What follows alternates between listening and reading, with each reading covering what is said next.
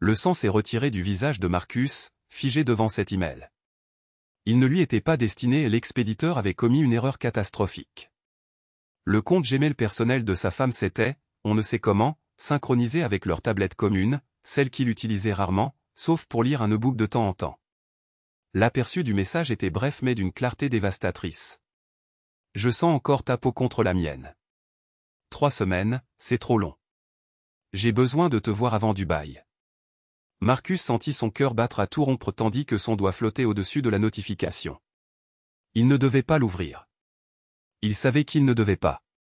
Il pouvait y avoir une explication raisonnable, un extrait de roman à l'eau de rose qu'elle partageait avec une amie, peut-être. Mais au fond, il savait que c'était une chimère. Il tapota l'écran. L'email s'afficha en entier, et tout espoir de malentendu s'évapora. Le message se poursuivait avec des détails explicites de leur dernière rencontre, des plans pour leur prochaine, et une référence au fait de bien filer notre baratin à Marcus. Des photos étaient jointes, des images qui se gravèrent instantanément dans sa mémoire. La tablette glissa de ses mains tremblantes, atterrissant face visible sur l'îlot central de la cuisine. L'appareil qu'il avait pris simplement pour vérifier une recette en préparant le dîner venait de réduire en cendres 15 ans de mariage en 30 secondes. 3 heures plus tard, Marcus était assis dans sa voiture garée devant un luxueux complexe d'appartements du centre-ville, les mains crispées sur le volant au point que ses jointures étaient devenues blanches. Catherine lui avait envoyé un SMS pour dire qu'elle finirait tard le travail, encore une fois, la 3e fois cette semaine. Il avait répondu avec une compréhension feinte, « Pas de problème, ma chérie. Ne te surmène pas. » Il avait suivi la localisation de son téléphone jusqu'à cette adresse, un immeuble où ni l'un ni l'autre ne connaissait personne. D'après l'email, c'était laquelle disparaissait. C'était laquelle avait été avec lui. La pluie commença à tomber plus fort, tambourinant sur le toit de sa voiture comme une section de percussion en colère. Son esprit était assailli de questions, depuis combien de temps cela durait-il? Pourquoi ne s'était-il rendu compte de rien? Qu'en était-il de leur projet de fonder une famille l'année prochaine? Les comptes de retraite soigneusement gérés?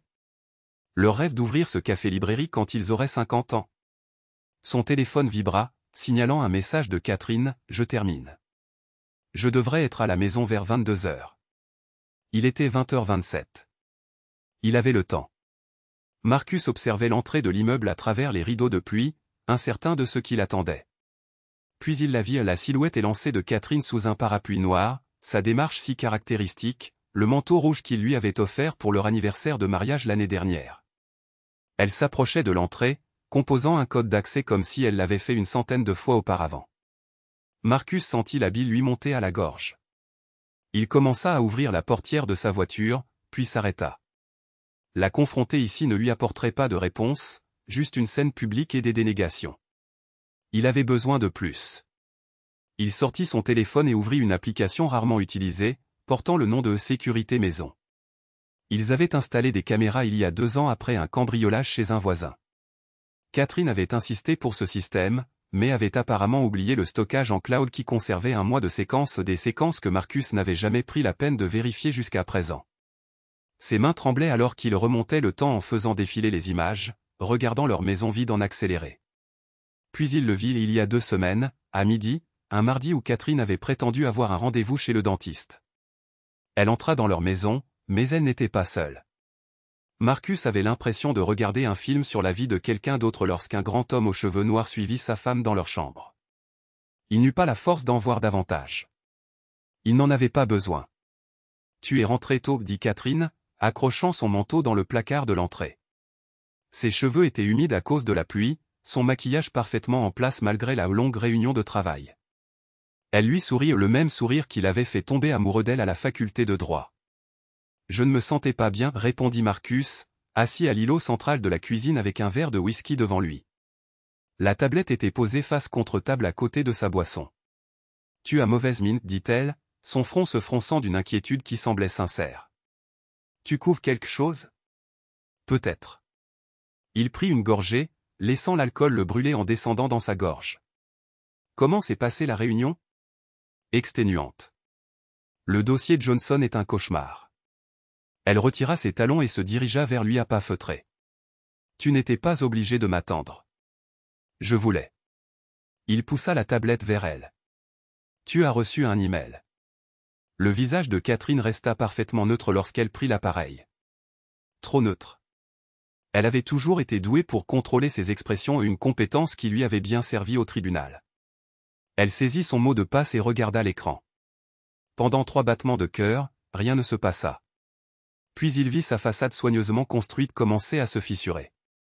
Ses yeux s'écarquillèrent légèrement, sa respiration changea, et un tremblement presque imperceptible apparut dans sa main gauche. « Ce n'est pas, commença-t-elle. Arrête. » La voix de Marcus était étrangement calme. « Je t'ai vu dans son immeuble ce soir. J'ai également consulté les enregistrements de nos caméras de surveillance. » Catherine posa lentement la tablette, son esprit juridique calculant manifestement les options, cherchant une porte de sortie. « Depuis combien de temps ?» demanda Marcus. « Marcus, je. » « Depuis. » « Combien ?» de temps. Elle s'assit sur le tabouret de bar en face de lui. 8 mois. La réponse le frappa comme un coup physique. 8 mois. Pendant qu'ils planifiaient leur avenir.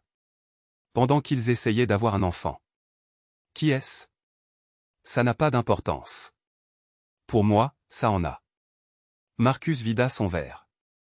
L'expression de Catherine se durcit. Daniel Mercé. Le nom resta suspendu dans l'air. Marcus sentit une vague de nausée.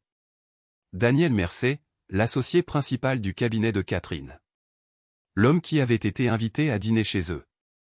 L'homme qui avait serré la main de Marcus et l'avait complimenté sur sa merveilleuse épouse.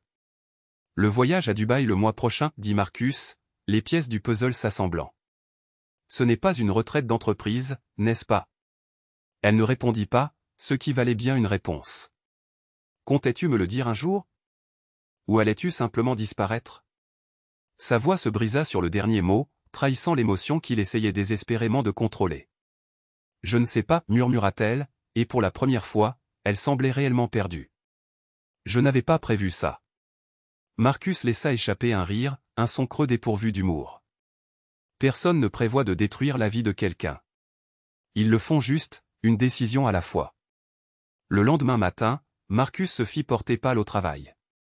Il était assis dans leur salon impeccable, entouré de preuves de leur vie soigneusement construite ensemble, des photos de vacances, des œuvres d'art qu'ils avaient collectionnées, des livres qu'ils s'étaient lus l'un à l'autre. Catherine était partie tôt, prétextant avoir besoin d'espace pour réfléchir. Marcus soupçonnait qu'elle était allée directement voir Daniel. Il ouvrit son ordinateur portable et se connecta à leur compte commun. Les chiffres qui représentaient autrefois la sécurité lui semblaient désormais dénués de sens. 15 ans de finances combinées, de biens immobiliers, d'investissements, tout cela soudainement précaire. Une notification apparut sur son écran, Catherine Evans Wright a retiré $25 000 du compte d'épargne joint se terminant par 4732. Son estomac tombait. Donc, c'était comme ça que ça se passerait. Son téléphone sonna, le visage de Catherine apparaissant à l'écran. Il répondit sans parler. « Marcus, je peux expliquer le retrait, dit-elle, sa voix étant professionnelle. Je n'essaie pas de cacher des actifs. Je remettrai l'argent si c'est ce qui t'inquiète. Qu'est-ce qui est censé m'inquiéter, Catherine? Que ma femme couche avec son patron? Qu'elle prévoit de quitter le pays avec lui? Qu'elle ait retiré assez d'argent pour disparaître si elle le voulait? Aide-moi à comprendre ce qui devrait le plus me préoccuper en ce moment. » Un long silence suivit. « J'avais besoin de savoir que je pouvais le faire, finit-elle par dire. Faire quoi? Partir. J'avais besoin de savoir si j'en avais le courage. » L'honnêteté simple de sa déclaration était plus dévastatrice que n'importe quel mensonge. 15 ans, dit-il doucement. 15 ans, et tu planifies ton évasion depuis 8 mois. Non, dit-elle sèchement. Ce n'était pas comme ça. Ça a commencé comme... Je ne sais pas comment ça a commencé. Mais c'est devenu autre chose. Quand comptais-tu me parler de Dubaï? Un autre silence. Après notre retour. Marcus ferma les yeux. Donc tu allais me faire croire que tu étais en voyage d'affaires alors que tu étais en fait en quoi? Un galop d'essai pour ta nouvelle vie? Marcus. M'as-tu déjà aimé? Ou étais-je juste pratique? Sûr? Le mec qui t'aiderait à construire ta vie parfaite pendant que tu découvrais ce que tu voulais vraiment? Ce n'est pas juste, murmura-t-elle. Rien de tout cela n'est juste, Catherine. Ce soir-là, Marcus était assis dans le bar d'un hôtel du centre-ville, sirotant son 3e verre. Il avait fait un sac et quitté la maison, incapable de passer une autre nuit entouré de souvenirs. Son téléphone n'avait cessé de vibrer tout l'après-midi, des messages de Catherine, de son assistante inquiète au travail, de son frère qui, d'une manière ou d'une autre, savait déjà que quelque chose n'allait pas. « Ça vous embête si je me joins à vous ?» Marcus leva les yeux et vit Daniel Mercer debout à côté de sa table. L'homme était exactement comme Marcus s'en souvenait, grand, sûr de lui, costume coûteux, des cheveux poivre et sel parfaitement soignés. Le genre d'homme qui a sa place sur la couverture du magazine Fortune. « Faut que tu te foutes de moi, dit Marcus, sa voix dangereusement calme. Daniel s'assit quand même, faisant signe au barman. « Je pensais qu'on devrait parler. » « Il n'y a rien à dire. Catherine ne sait pas que je suis ici. » Marcus étudia l'homme qui avait couché avec sa femme. « Pourquoi es-tu là ?» Daniel se pencha en avant. « Parce que tu mérites de connaître la vérité. » « Laquelle est ? » ?»« Elle n'allait jamais te quitter. » Marcus sentit sa prise se resserrer autour de son verre. « C'est censé me faire me sentir mieux ? » « Non. » Daniel accepta un whisky du serveur. « C'est censé te faire comprendre. Catherine et moi, ce qu'on a n'est pas une histoire d'amour. C'est une question de pouvoir, d'évasion, de l'excitation de l'interdit. »« Va-t'en, dit Marcus, sa voix tremblant de rage. »« Elle ne fait que parler de toi, » continua Daniel, ignorant la colère montante de Marcus. « De tout le respect, de toute l'admiration qu'elle te porte. Elle se sent piégée par ses propres choix, le mari parfait, la carrière parfaite, la vie parfaite que vous avez construite ensemble. Je n'étais qu'un moyen pour elle de ressentir quelque chose de différent. Donc, tu ne l'emmènes pas à Dubaï ? » Une lueur de surprise traversa le visage de Daniel. « Dubaï ? J'y vais pour une conférence, oui. Catherine ne vient pas. » Marcus sentit une froide réalité l'envahir. « Elle joue sur les 2 tableaux. » Daniel fronça les sourcils. « Qu'est-ce que tu veux dire ? » Elle m'a dit qu'elle allait à Dubaï avec toi le mois prochain. Que ce n'était pas la retraite de la firme. L'expression de Daniel changea, la compréhension se faisant jour. La retraite de la firme est à Chicago le mois prochain. Je vais à Dubaï seul pour une réunion client. Ils restèrent silencieux, 2 hommes réalisant lentement qu'ils avaient été manipulés par la même femme. « Pourquoi es-tu vraiment là, Daniel ? » demanda finalement Marcus. L'homme plus âgé soupira. « Parce que je romps avec elle demain, et je voulais que tu saches qu'elle aura besoin de toi. Elle n'est pas aussi stable qu'elle en a l'air. Ce n'est plus mon problème. » Daniel se pencha en avant. « Il y a autre chose que tu devrais savoir. Quelque chose qu'elle m'a dit à propos de votre mariage. » Marcus retourna à leur maison juste après minuit, trouvant Catherine assise dans la cuisine obscure. Un verre à vin vide devant elle, une bouteille à moitié vide à côté. Elle leva les yeux quand il entra, les yeux rougis. « Je ne pensais pas que tu reviendrais, » dit-elle. « Je ne reste pas. » Il posa sa carte d'accès à l'hôtel sur le comptoir. Chambre 712 au Westlac. « Tu devrais y aller. » Elle fronça les sourcils. « Quoi ? Ton amant t'attend. Il pense que je ne suis au courant de rien. » L'expression de Catherine se figea. « Tu as parlé à Daniel ? Nous avons eu une conversation charmante à propos de Dubaï. Et Chicago.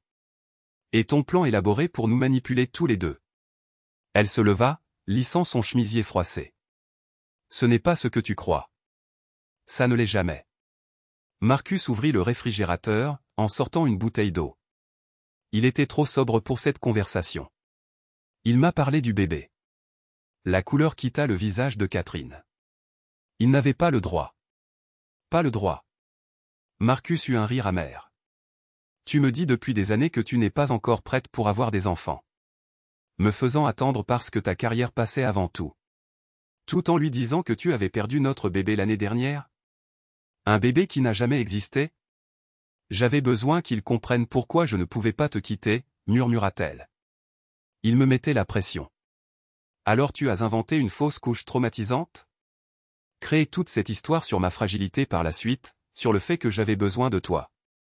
Chaque mot était comme de l'acide dans sa bouche. Tu t'entends parler, au moins. J'essayais de nous protéger, insista-t-elle, les larmes ruisselant sur son visage. Il n'y a plus de nous, Catherine. Il y a toi et tes mensonges, et il y a moi qui m'en vais.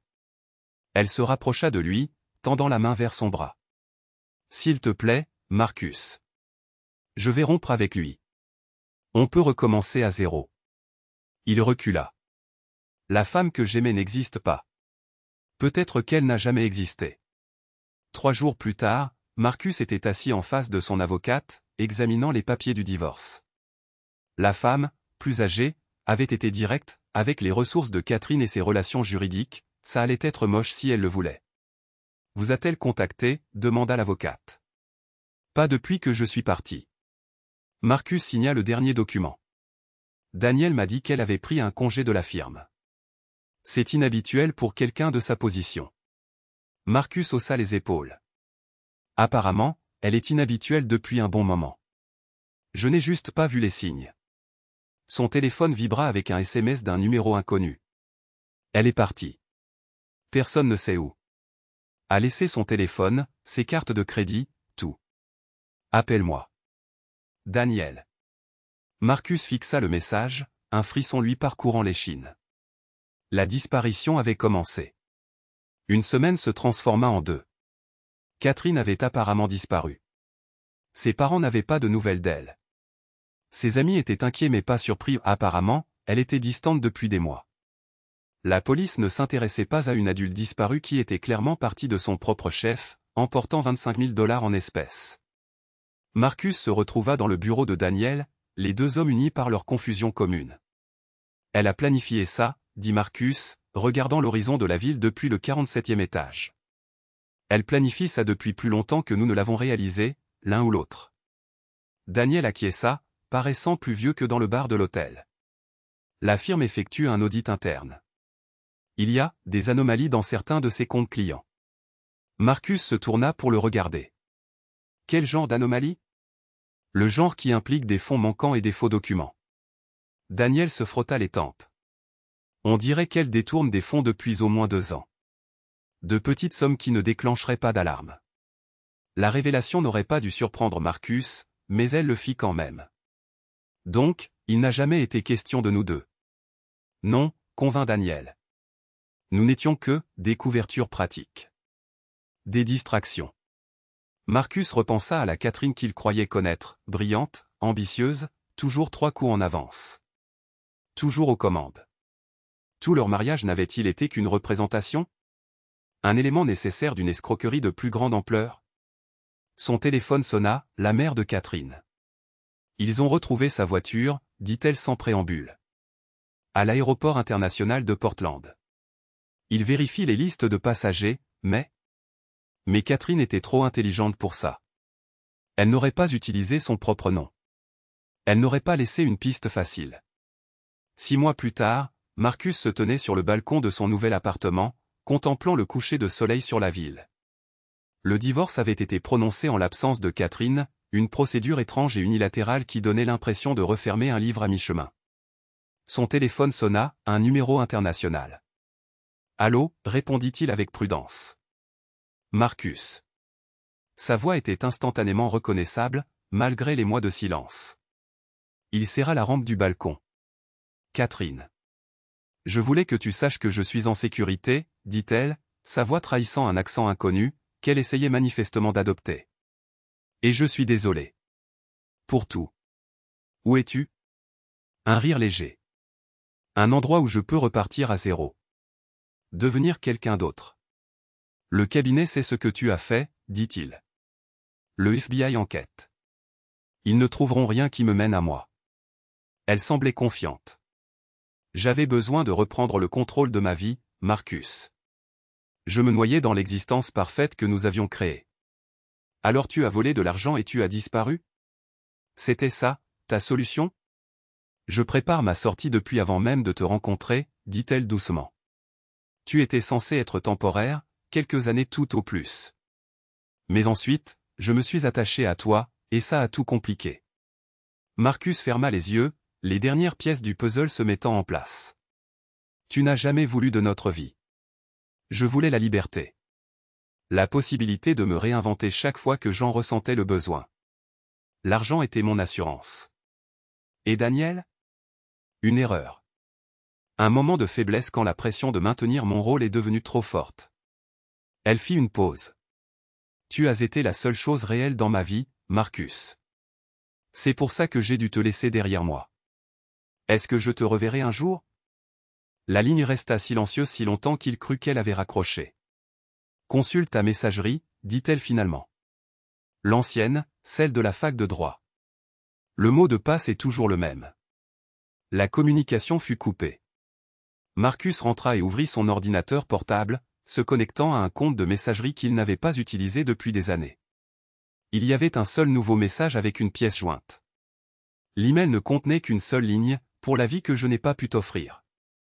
La pièce jointe était une confirmation de virement de 2 millions de dollars vers un compte offshore à son nom, ainsi que les informations d'accès. Marcus fixa l'écran, comprenant le dernier acte de la disparition de Catherine. Elle lui avait donné le choix, prendre l'argent et devenir complice de ses crimes, ou le signaler et fermer définitivement la porte sur elle. Son téléphone vibra avec un autre texto provenant d'un numéro international. Certaines personnes passent leur vie à devenir quelqu'un d'autre. J'ai passé la mienne à essayer d'échapper à qui je suis vraiment. Je t'ai aimé du mieux que j'ai pu. Marcus regarda le message pendant un long moment avant de le supprimer. Puis il éteignit son téléphone et ouvrit une nouvelle fenêtre de navigateur, cherchant des vols. Si Catherine pouvait disparaître et se réinventer, peut-être le pouvait-il aussi. Après tout, elle lui avait appris tout ce qu'il savait sur l'art de disparaître. 3 ans plus tard, une femme aux cheveux châtains était assise à un café à Singapour, lisant un roman. Elle leva les yeux lorsqu'un homme prit la place en face d'elle. « Je me demandais combien de temps tu mettrais, » dit-elle en posant son livre. Marcus sourit. « Tu as laissé une piste exprès. »« J'ai laissé des possibilités, » corrigea Catherine. « C'était ton choix de les suivre. »« Pourquoi ?» Elle regarda le port, son profil se détachant sur l'eau claire. « Parce que certaines histoires n'ont pas de fin. Juste de nouveaux chapitres. » Marcus posa un dossier sur la table entre eux. Le FBI a clos son enquête. Le délai de prescription n'est pas expiré, mais ils sont passés à des affaires plus importantes. Et l'argent? Intact. Elle hocha la tête, se tournant vers lui. Qu'est-ce qui se passe maintenant? Ça dépend, dit Marcus, étudiant le visage de la femme qu'il avait autrefois cru connaître parfaitement. Est-ce que tu es toujours en train de disparaître?